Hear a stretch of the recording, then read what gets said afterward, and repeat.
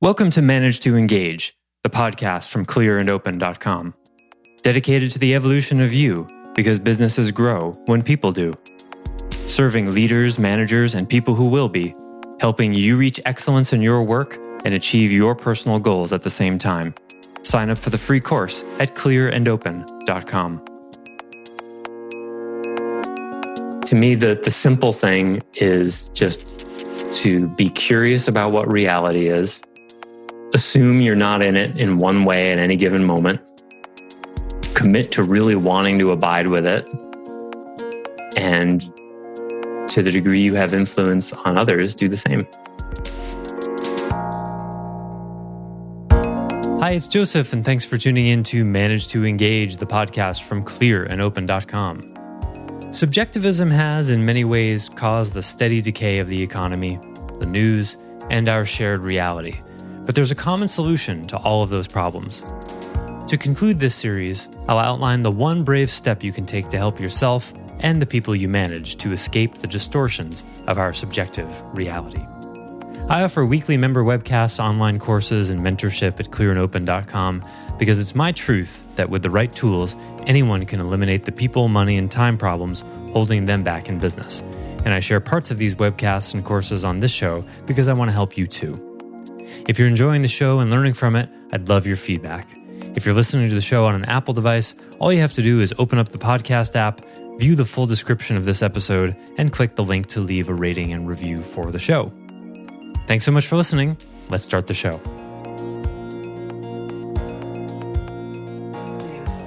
This is where the Dunning-Kruger effect comes in, right? If you believe a certain thing for a really long time about your religion, about your political party, about key people in your life or your experience, and then you're given new data that doesn't fit with the belief, what happens? The backfire effect. In the vast majority of people will double down on the belief rather than let it go. And well, this is only the cause of just about every problem in the world, right? So back to the faithfulness in reality. I once was talking to a guy, educated professional guy, and I said something in a business setting that I should not have, which I'm getting much better at not doing. But somehow a topic that should not happen in a more formal business setting came up, and that was the topic of genocide. And I was talking about how the genocide of the Jews by the Nazis is, one of probably the most famous and publicized genocide in the history of our world, when there were a ton of other genocides that don't get a whole lot of press, including the Native American genocide, where we killed Americans, colonists killed 20 to 50 million Native Americans, depending on who you ask. And he was shocked. He's like, "How dare you say that?" I said, "What?" He said, "That's not true." I had a couple of glasses of wine in me. I was quite disoriented at that time because he could not take in that. He obviously was never taught that, but it confronted his sense of patriotism, his sense of nationalism, his sense of loyalty and love for the country. It couldn't be possible that were the case. And there's an example of why on our hearts and minds so much more is the Nazi genocide, way more than the Native American genocide, which really ought to be on every American's mind every once in a while. Certainly anytime they see a Native American person, that's kind of a big deal. And never mind all the land we stole from the Mexicans, and manifest destiny in general. So these kinds of things, people go back to their beliefs that, America's good and I'm good and we're a good people. Okay, yeah. And mistakes happen, sometimes big ones, and that's true too. But people are not sophisticated enough to be able to put all that in one thought. So what is it? If you double down like that, is it because it affects your pride? Is it a pride thing? Shame. What? Pride is the cousin to it. Yes, it's shame. Shame. Okay. Because if you took 1,000 people who didn't know about the Native American genocide, 1,000 Americans, and then you did a presentation for them about the facts of it, and then interviewed them about what feelings it brought up, if you dug deep enough and they were honest enough, you'd get to shame. I feel shame about it. I had nothing to do with it, but there's a contraction like, oh God, that's awful that happened. That's not a pleasant feeling.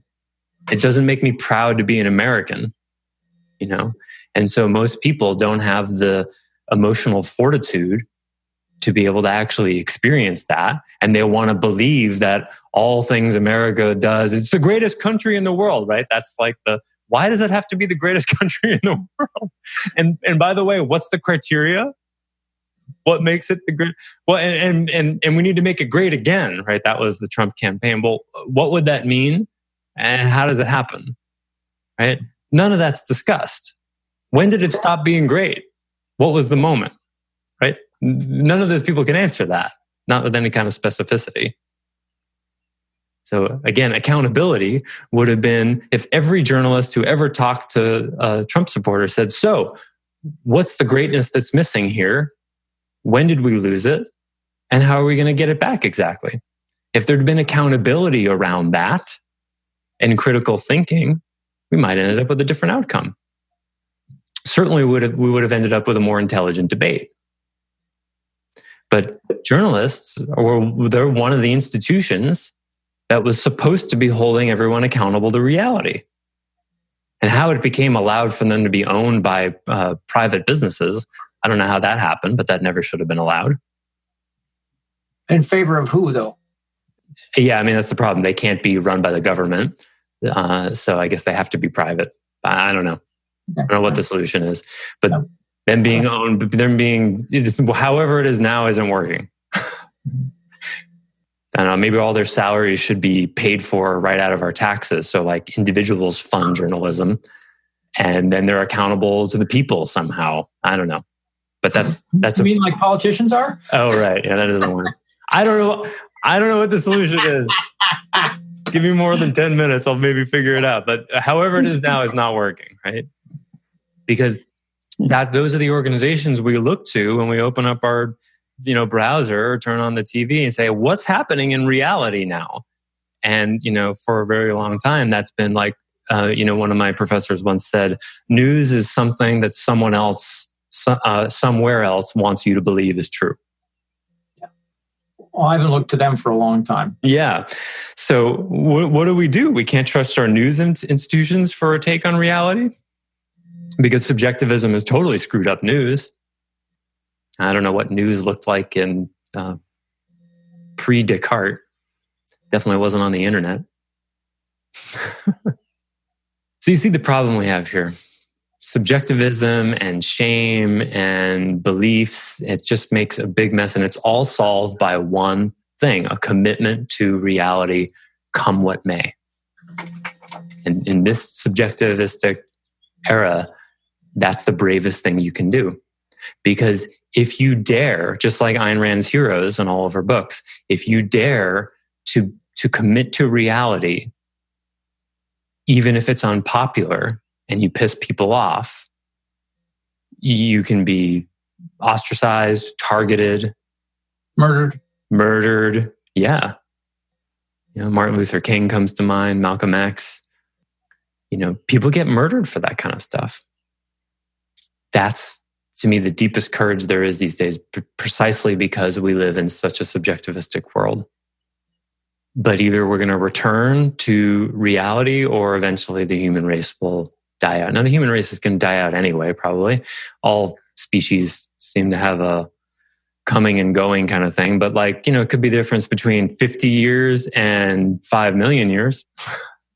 And I, for one, think that the human species should survive just because I think that's intrinsic, right? We have an intrinsic self-survival mechanism, right?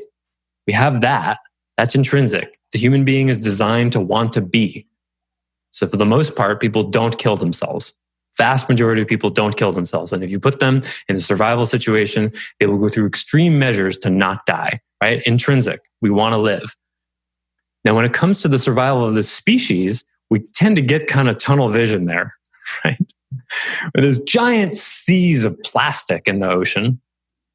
And we don't go, that could begin to threaten the existence. If whenever I eat fish, I'm eating some of that plastic, that eventually is probably not good for my individual survival. That's a leap we can't exactly make. Tangled web. Yeah, isn't it? Pull a thread, and all of a sudden, it's where do you stop pulling the thread? And it's really an interesting conundrum. Yeah. Well, to me, the simple thing is just to be curious about what reality is. Assume you're not in it in one way at any given moment. Commit to really wanting to abide with it. And to the degree you have influence on others, do the same. Mm-hmm. Probably every person here has a way in which they're not living in reality and a way in which someone close to them is not living in reality. How long does it take? A year, a month, a moment? How long does it take to make that shift? That's the governing dynamic of change. That's the embodiment gap. How quickly can you move from not true to true? When the government did that bailout thing, they kicked the can down the road, said, economic problems, yes, serious financial reform. Let's put a Band-Aid on this. We'll deal with it later. Eventually, taxman's going to come. Reality is going to show up and say, okay, this play money you guys have been dealing with doesn't work anymore. It's housing market, same thing, right? Speculation, house prices go up and they collapse. They go up, collapse. And it's just assume, well, that's just how it works. No, that's not how it works. That's what happens when people make up stuff. I'm glad to hear you say that, because I think there's a belief among people who think about that kind of stuff in kind of a mainstream way that the business cycle is simply a reality of life. Yes. I think I believe that that's not true. I believe it's made up. Well, my take on it, more specifically than your general take on it, is that government's created by flooding the money of the economy with money that is created out of thin air. And why is it created out of thin air? Here's a whole other way. Yeah, thanks for bringing this. Here's a whole other way to another sort of microcosm of it. Shareholders in a public company, right? The ones with the people with lots of shares, like on the board, what are they doing to add value to the company? Usually nothing, but they want money for those shares. They want the value of the shares to increase, and then they get money for that, which they have not earned. So then the shareholders put pressure on the company to grow 20% every year, which is not in reality. Not every company can grow 20% because they want money they haven't earned. And then that puts pressure on the CEO, who then in turn puts pressure all the way down through the organization, pressuring everyone in this artificial fake reality of we need to grow, we need to grow, we need to grow. Why? Can't we grow just a little bit? Well, aren't things fine now? No, they're not, because we got all these people who want free money. And that causes a business to twist into a pretzel. And this is why public companies are often so dysfunctional, because they're fundamentally economically not in reality. Because there's a strain. It's no different than, I've actually seen this where you've got people on the payroll in a small business who don't work for the business. Right? Not in reality. Or if, a business doing $1 million a year is, the owner is taking $400,000 out of the business every year. That's not in reality. They have not earned that, most likely, depending on the circumstance. You see, it's all the same thing. It puts undue pressure on the whole system. So anywhere you look, you can see people not behaving in reality, and then look to see how it causes problems, because it's actually very simple. You can understand. I mean, this is all I do when I work with people one-on-one. I just look for where they're not in reality, and then connect the not in reality-ness to the symptoms, and that's how you do that. But the real challenge is operating at the level of the beliefs, getting them to let go of the false beliefs that were driving all that behavior. So as a person, an individual, we're supposed to look at where we're personally not in reality, and as a manager leader, we're supposed to be looking for where our employees are not in reality. Yeah. Like, just as a random example, if you're afraid of becoming a tyrannical authority who's too hard on people, and yet your entire personality doesn't show any signs of that, that's not living in reality. Then you would challenge yourself to, okay, if that's not reality, let me see what I can do. Thanks for listening to Manage to Engage, the Clear and Open podcast. Join us next week when you'll be a little bit closer to who you're destined to be. Until then, know that Clear and Open is dedicated to the evolution of you, because businesses grow when people do. If you want to help the show grow, I'd appreciate you leaving a rating and review on iTunes. All you have to do is open the Apple Podcasts app, view the full description of the episode, and click the link to leave a rating and review. Or you can go to clearandopen.com/review and it will bring you to the right place. If you're looking for more support on your journey, head over to clearandopen.com for even more tools, articles, and free resources. Thanks so much for listening. Bye for now.